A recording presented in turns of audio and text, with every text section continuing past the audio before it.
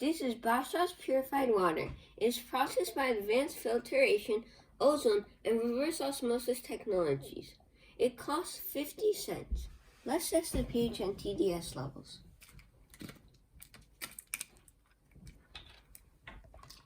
Let's pour some water in.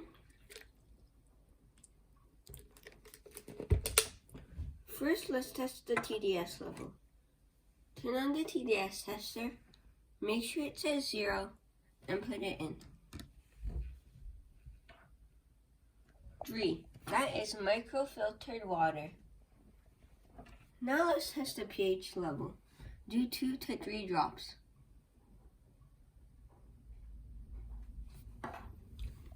Let's stir it a little for a better result.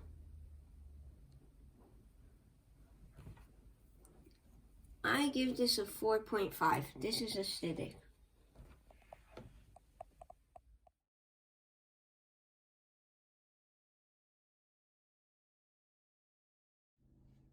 Stay tuned, like and subscribe.